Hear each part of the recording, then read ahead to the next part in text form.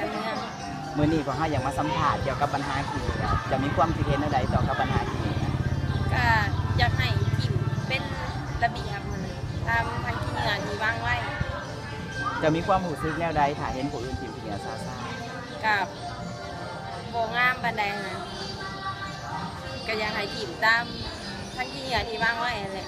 ๆเจ้าคิดว่าผลกระทบจากการทิ่มขี้เหงื่อซ่าจะเป็นแนวใดก็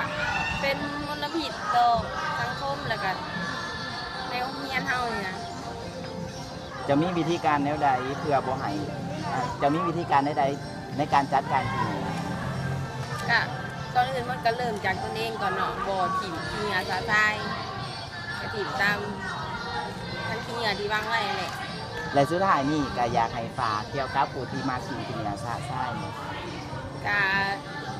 ให้อยากให้หมู่เพื่อนทุกคนนั่นถิ่มขี้เหงื่อเป็นระเบียบตามทางที่เหงื่อที่เพิ่นวางไว้เนาะ แนะนำตัวเองแม่ซื้อในใดเรียน ก่อนโพสต์น้องเองคือว่าพอยอายุ14 ปีเรียนอยู่โรงเรียนม.2.9ไว้ดีน้องสื่อการชาวนาลีเรียนอยู่ของภาษี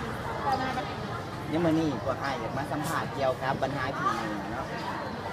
น้องมีความคิดเห็นแนวใดเกี่ยวกับปัญหาขี้เหงื่อ ก็ว่ามันเป็นสิ่งที่สกปรกเนาะแล้วก็ให้สิ่งแวดล้อมเฮาเป็นสะอาดแล้วก็ถามวิธีการซักผ้าว่าคนเฮามีวิธีการซักผ้าหลายค่ะมันจะสิเป็นการที่ดีต่อสุขภาพของตัวเองนะคะจะเช็ดตัวเองกับตัว แล้วพวกน้องมีวิธีกำจัดและมีวิธีจัดการได้เกี่ยวกับปัญหานี้เกี่ยวกับขี้เหงื่อ ก่อนจะโพสต์เท่ากับต้องช่วยการรักษาความสะอาดผู้ที่เสี่ยงซักได้และการรักษาสิ่งแวดล้อมให้สะอาดเพื่อสุขภาพของเรานะคะ และสุดท้ายนี่พวกน้องอยากฝากอย่างถึงเกี่ยวกับบรรดาผู้ที่มาทิ่มขี้เหงื่อซ่า ก็อยากฝากเชิญชวนให้เราทุกคนเนาะว่าอยากไปช่วยกันปกปักรักษาสิ่งแวดล้อมและการรักษา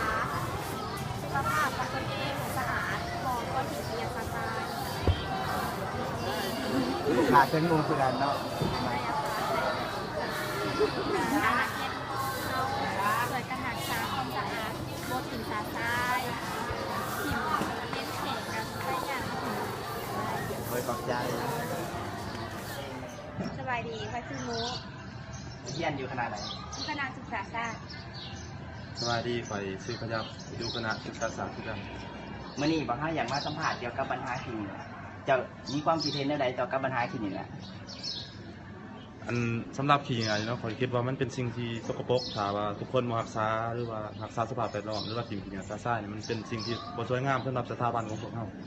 และเมื่ออันจะเห็นผู้อื่นทิ่มขี้เหงื่อซ่าจะมีความคิดเห็นใด สำหรับ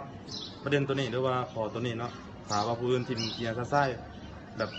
คนในความรู้สึกของข่อยคิดว่าคนผู้นั้นเนี่ยบ่มีมารยาทหรือว่ามารยาทที่ต่ำที่สุดเพราะว่ามันเป็นแบบสิ่งที่บ่รักษาความสะอาดในสถาบันนี่นะนำกัน